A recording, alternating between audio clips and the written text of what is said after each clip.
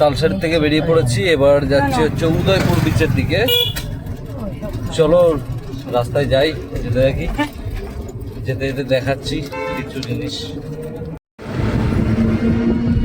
আমরা যে এই রাস্তাটা দিয়ে যাচ্ছি, এই রাস্তাটা হিস্ট্রি হচ্ছে যে এটা দীঘা বর্ডারের মধ্যে পড়ে, বর্ডার এরিয়ার মধ্যে পড়ে।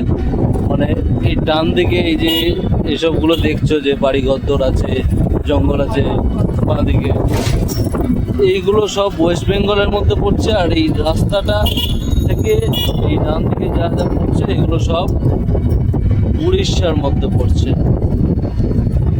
চলো এবার এই রাস্তা দিয়ে ওয়েস্ট বেঙ্গল আর উড়িষ্যার বর্ডারের মধ্যে দিয়ে যাচ্ছি। চলে এসছি আমরা উদয়পুর বিচের সামনেই।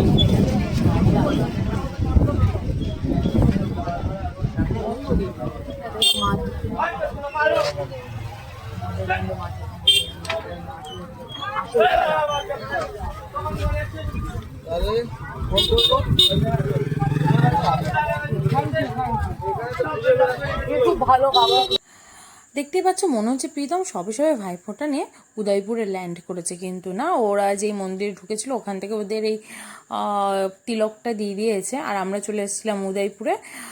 ভালোই মোটামুটি, কিন্তু আমার সেরকম একটা ভালো লাগেনি, অনেকেরই ভালো লাগে।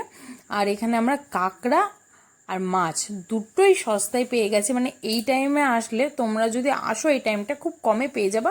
কিন্তু একটা দুটো স্টল না, 3-4টা স্টল ঘুরবে, দেখবে তার থেকে আরও কমে পাওয়া যাবে। মানে আমরা প্রথমে যে স্টলের থেকে কাঁকড়া নিয়েছিলাম সেখানে একটু হাই দাম বলেছিল, তারপরে আমরা খুব কমের মধ্যে পেয়ে গেছে। এর মধ্যে আমরা চলে এসেছি ঢেউসাগরে। ঢেউসাগর আমরা ঢুকতে পারিনি, সেই মুহূর্তে ঝড় উঠেছিল। আর হ্যাঁ, কাঁকড়াটা খুব টেস্টি ছিল। ভিডিওটা ভালো লাগে লাইক শেয়ার করে দিই।